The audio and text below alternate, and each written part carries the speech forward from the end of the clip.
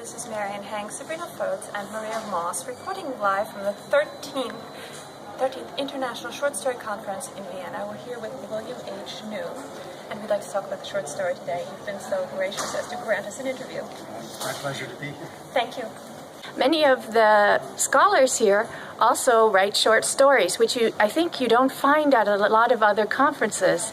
So maybe you could comment on that. Also, perhaps linking it to your own life and your work.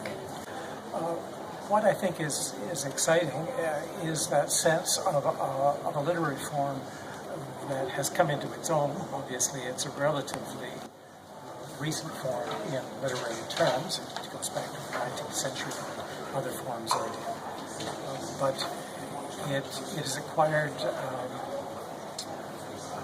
a lot of attention, particularly in the latter part of the 20th century and the 21st, for various reasons. People are learning how to read it at last, not to see it simply as an entertainment, and certainly not to see it any longer as a kind of an apprentice form that young writers will learn, because obviously it will be simply because it's shorter. It's actually extremely difficult form to write capably.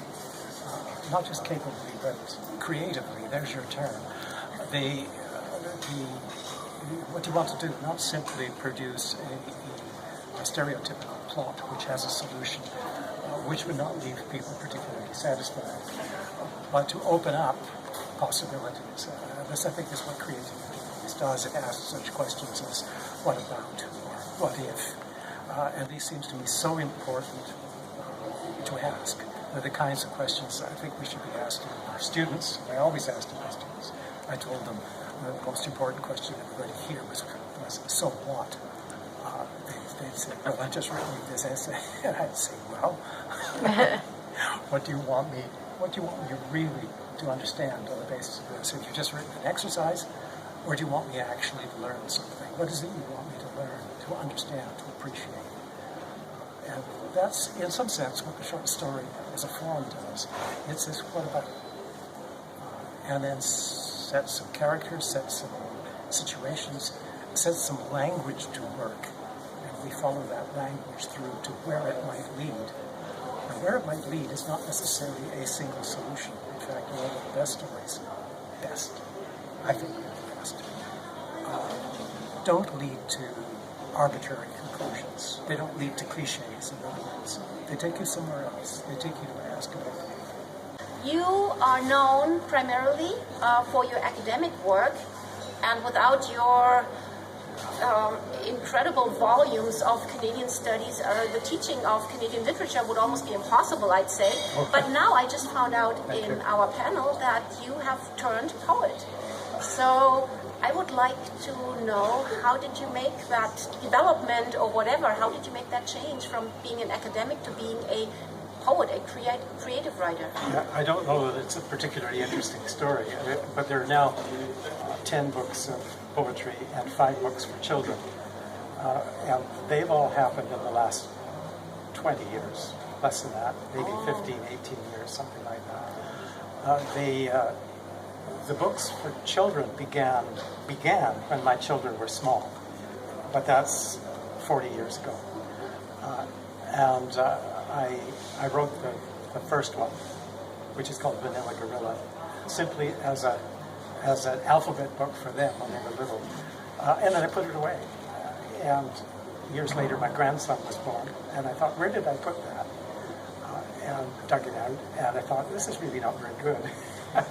But some of it's all right. And I started playing with it, rewriting it just as play.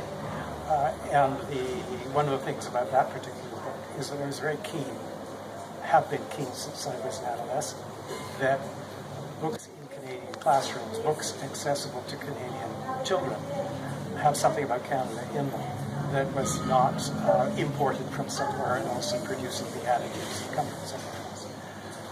And so it's full of Canadian place names, and it's full of irony, and it's full of silliness.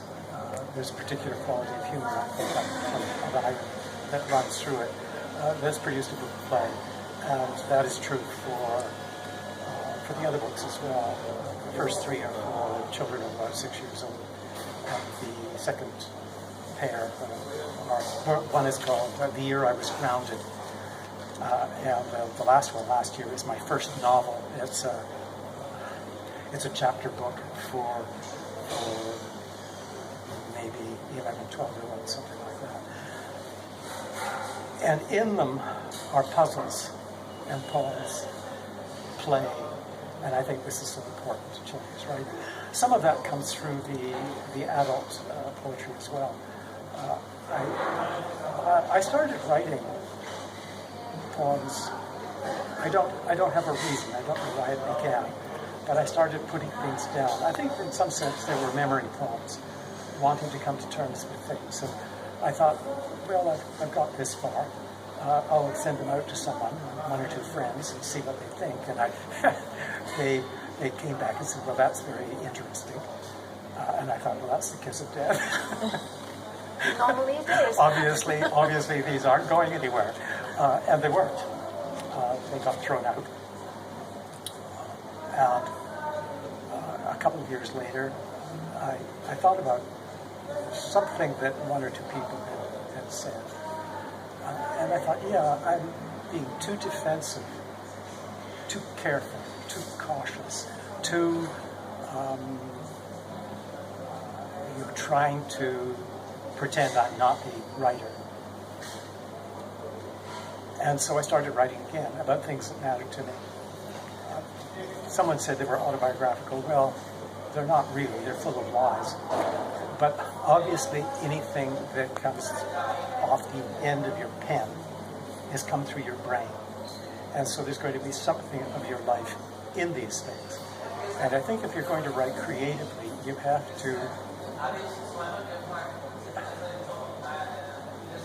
to set your defenses aside and say, what I'm trying to get at are things that are really important to people's inner feelings, their inner thoughts. You have to get them down.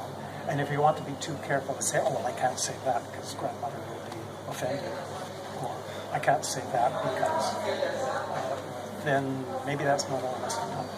So actually, you didn't finish one career and start a new one, but you... No, they overlapped. They overlapped, yes. And probably your creative side influenced your academic side as well, and maybe that's why you're so readable. Your work is so very readable. Well, thank you for that. That hasn't always been a compliment. I meant it as one. Ambivalent allies, Canada and the U.S. So, what is, in your view, the main difference between the Canadian and the U.S. American short story? This is a big question, I know. In 3 words? In a nutshell. I've argued in Dreams of Speech and Violence that there is a difference in where the short story begins. That is to say, what we understand culturally by a short story differs from place to place. In the United States, Edgar Allan Poe, whom you know, was writing ghost stories, writing mysteries. And this is a recurrent motif in American writing generally. If you look at American television or you look at American books, it's frequently a legal situation. There is a court of law in which the guilty and the innocent will be sorted out. Repeatedly an issue which comes up. It's very seldom an issue. Occasionally in Canada you'll find a writer such as David Adams Richards talking about a mistake in justice, which is a different kind of thing entirely. But the Canadian short story did not, I'm making a huge generalization here, did not begin in the plotted narrative, which is the American pattern, or in the tall tale, which is the Australian pattern, or in the history, which is the British pattern, or in the moral fable, which is the French pattern. It began in the sketch. The sketch is a 19th century form in which people who were new to an environment tried to portray what that environment was like, or the people in it, and to send back to wherever home was elsewhere. So it was full of detail, full of observation, and then after a while, it started to have people in it, and you had recorded conversations. And the moment you have people and recorded conversations, you start to have narrative. And so the story, as I read it, comes out of that kind of paradigm. And I still think you find elements of the sketch embodied in a lot of contemporary writing. It shows up in some of the stories that we were talking about earlier today, where they're fragmented and you get a variety of points of view all presented. And ultimately, you're invited not to accept any one of those points of view as the quintessential viewpoint, but it's simply one of many. And the collectivity, however you understand that collectivity, has yet to be determined as the wrong word, yet to be appreciated, I suppose. One of the recurrent patterns in American narrative, which you see in film all the time, is that the denouement is structured in violence. There's a shootout, there's a hit over the head, there's a comeuppance of some sort.